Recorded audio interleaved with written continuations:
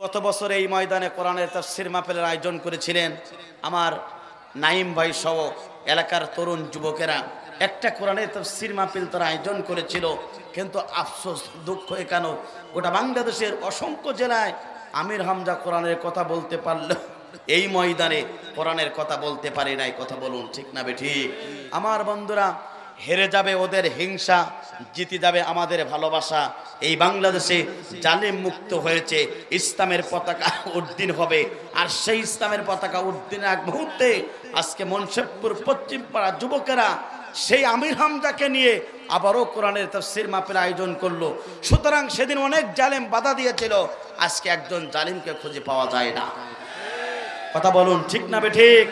এই জন্য বলতে চাই, যুগে যুগে যারা ইসলামের বিরোধিতা করেছিল, যুগে যুগে যারা কালেমার বিরোধিতা করেছিল, যুগে যুগে যারা আলেমের বিরোধিতা করেছিল, যুগে যুগে যারা জাতির সম্মুখে আলেমদেরকে নিকৃষ্ট বানার জন্য চেষ্টা করেছিল, যুগে যুগে যারা এই সমাজে আলেমদেরকে শক্তি ধর্ষণকারী বানানোর জন্য চেষ্টা করেছিল, সে আল্লাহ রাব্বুল আমিন ফয়সালা আসমান থেকে হয়েছে।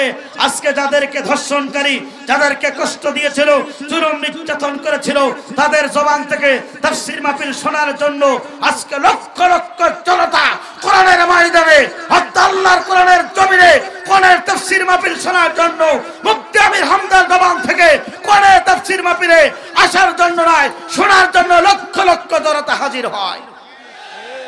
কথা বলুন ঠিক না বেঠিক? আমার বন্ধুরা, সুতরাং টেনশন করার কোনো কারণ নেই। দাওয়াত যখন আমি নিয়েছি, সুতরাং ঘটক যখন উপস্থিত, বর কি না আসলে হবে? জোরে বলেন হবে?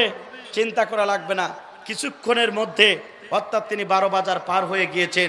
আপনারা জানেন যে আমির হামজার একটা ডেট পাওয়া খুবই কষ্টকর। গত 5 দিন সফরে ছিলেন সিলেট বিভাগে।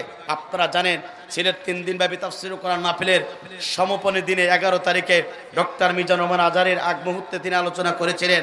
গতকালকের মাহফিল ছিল চট্টগ্রামের সন্দ্বীপ থানাতে, অর্থাৎ সকালের ফ্লাইটে যশোর থেকে ঝিনাইদহে গিয়েছেন মাহফিল করতে, ওখান থেকে এখানে আসলো, এখান থেকে তাফসীর করে আবার সাতক্ষীরা পথে রওনা হতে হবে। সুতরাং প্রিয় উপস্থিতি, আপনাদেরকে বলতে চাই, আমির হামজা এই কোরআনের ময়দানে এসে কোরআনের কথা বলবে, আপনাকে আমাকে এই কোরআনের কথা শোনা লাগবে। কথা বলুন ঠিক না বেঠিক? তবে বলতে চাই, ওই জালিমদেরকে, ইতিপূর্বে যারা জুলুম নির্যাতন করেছিল, তারা সমাজের বুকে টিকে থাকতে পারে নাই।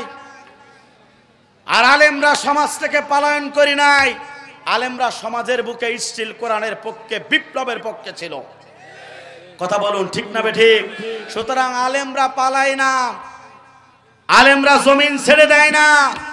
জমিন ছেড়ে দেয় তারা এই দুনিয়াতে দিনের কাজ রাতে করে ক্ষমতার মাস্তানে টিকে থাকতে যায় যারা।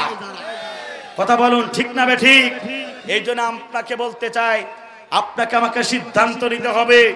যে জমিনে কোরআনের পাখি আল্লামা সাঈদী রক্ত ধরেছে, যে জমিনে শহীদ আবু সাঈদের রক্ত ধরেছে, যে জমিনে শহীদ মতিউর রহমান নিজামীর রক্ত ধরেছে, যে জমিনে শহীদ কামরুজ্জামানের রক্ত ধরেছে, যে জমিনে অর্থাৎ আলী হাসান মোহাম্মদ মুজাহিদের রক্ত ধরেছে, এই রক্ত সিরাত যশোর জেলা গোটা বাংলাদেশের প্রত্যেকটা ইঞ্চি জমিনে ইসলামী আন্দোলনের কর্মীদের রক্ত ধরেছে, জীবন দিয়েছে, হস্তে হস্তে বিদায় গ্রহণ করেছে।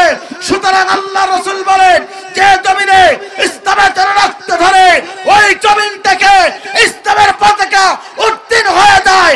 এই জমিনে রক্ত ধরেছে কোরআনের জন্য, এই বাংলার জমিনে ইসলামের পতাকা উত্তীর্ণ হবে, কোন আস্তিকের বাচ্চা ঠেকাতে পারবে না। সেই ইসলামের পতাকাকে যদি টিকে রাখতে হয়, কারা কারা কোরআনের পক্ষে থাকবেন, দোয়া তো আল্লাহকে রেখে দেয়। লিল্লাহি তাকবীর, লিল্লাহি তাকবীর। হাত নামান। আমার বন্ধুরা, এই বাংলার জমিনে কোরআনের কথা বলেছিল কোরআনের পাখি আল্লামা সাঈদী। ওই জালিমরা মিথ্যা অপবাদ দিয়ে, মিথ্যা মামলা দিয়ে 13টি বছর ধরে অন্ধ প্রকাশে জীবন যাপন করিয়ে ওই ভারতকে খুশি করার জন্য, অর্থাৎ জালিমদের প্রভু ছিল ভারত সরকার, ওই তাদেরকে খুশি করার জন্য জাতির শ্রেষ্ঠ তাফসীরকারক, জাতির শ্রেষ্ঠ সন্তান, জাতির সবচেয়ে তাফসীরের জনক কোরআনের পাখি আল্লামা সাঈদীকে তারা নির্মমভাবে ইনজেকশনের মাধ্যমে বিষ প্রয়োগ করে কোরআনের পাখি আল্লামা সাঈদীকে তারা বিদায় গ্রহণ করিয়েছিল। এই কোরআনের কথা বলার কারণে তরুণ প্রজন্মের অহংকার, গোটা বাংলাদেশের সম্পদ নয়, গোটা পৃথিবীর মুসলিম উম্মার সম্পদ। ডক্টর মিজানুর রহমান আজহারীকে পর্যন্ত তারা এই বাংলার জমিন থেকে তারা বিতাড়িত করেছিল। কথা বলুন ঠিক না বেঠিক? আমার বন্ধুরা, ডক্টর লুৎফর রহমান চাচা বলেছিলেন, শেষ কথা, চূড়ান্ত কথা, ফাইনাল কথা, বাংলার জমিনে ডক্টর মিজানুর রহমান আজহারী এই জমিনে কোরআনের কথা বলবে, বীরের বেশে, বীরের দেশে কোরআনের তাফসীর মাহফিলে কোরআনের কথা বলবে। কথা বলুন ঠিক না বেঠিক? আমার বন্ধুরা, লোকটা তিনি দেখে যেতে পারলো না, কিন্তু আজকে বাংলার জমিনের মুসলমান দেখেছে ডক্টর মিজানুর রহমান আজহারীর জবান থেকে কোরআনের তাফসীর শোনার জন্য ওই আদ্দিন ফাউন্ডেশনের উদ্যোগে যে 3 দিনব্যাপী তাফসীর মাহফিল হলো তার বাস্তব প্রমাণ। কথা বলুন ঠিক না বেঠিক? ওই পেকুয়ার ময়দানে তার প্রমাণ। সিলেট আলিয়া মাদ্রাসায় যেখানে 33টা বছর ধরে কোরআনের পাকে আল্লামা সাঈদী কোরআনের কথা বলেছিল, ওই সিলেট এমসি কলেজ তার বাস্তব প্রমাণ।